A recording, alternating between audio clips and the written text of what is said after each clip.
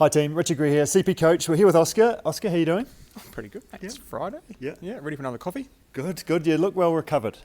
Yeah, I try my best to make sure that I allow my body to have the things that it needs to perform at the level I expect it to. Good, good, good. And that's what we're going to have a chat to about today is recovery. Obviously, when we train, we break our body down. We cause stress on our body, and it's the recovery of where we get better and actually how we improve. So what are some of the key ways that you, do that recovery? Yeah, so obviously the most big pillar, big rock things are sleeping and eating well and resting the best you can, and making sure that you do those things really well. To give yourself an opportunity to recover from what you've just done and get ready for the next day as well. So you've got a good plan around nutrition. You've been working on that and got some really good stuff going in the last couple of years. Sleeping?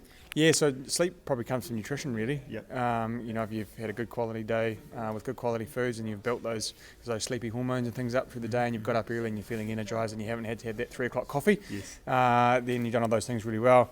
Bedtime comes, lights out 9:30. Yep. And got a good routine about how you switch things off and switch your brain off. Yeah, just try and limit that screen time a wee bit, maybe after 7 o'clock, and do the best you can. Good stuff. Okay, so that's super key. And then what happens if you are really tired? You were chatting a moment ago about how I actually manage that if I am sort of pushing the boundaries and I'm just a bit tapped out. Yeah, I guess the first thing into that is there's obviously a couple of different types of fatigue. We've got a bit of mental fatigue, a bit of emotional fatigue, a bit of physical fatigue, and those your body doesn't necessarily know the difference. So you might be real stressed at work. If you keep training at the level you want to train at, bang, gone burgers. So I know for me, if I toss and turn in bed, Katie wakes up in the morning and says, "You're a pain in the ass to sleep next to," or bleeding noses.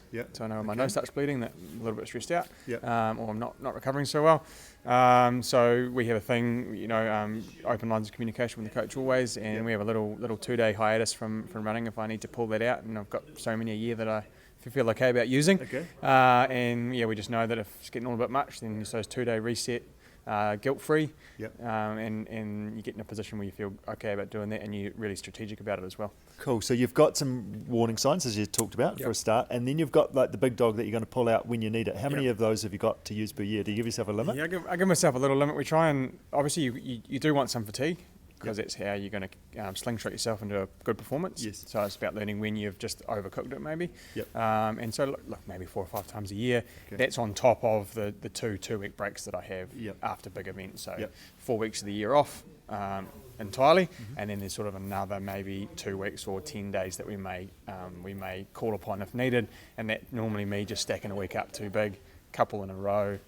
Things start to go pear-shaped, or work's really stressful, something like that, and you just know you have to go, well, if I don't take a rest now, in 10 days I'm going to be broken down, or I can be building myself back up again. Yeah, so you can use it as a secret weapon. We're going to use this, we're going to put this one down, and I'm going to recover, give myself a chance to actually feel tired for a start, and then slowly build back into it, and then look out. Oh, 100%. Like you have to be able to enable yourself to have a rest. It's one thing we don't do very well. Anyone can train.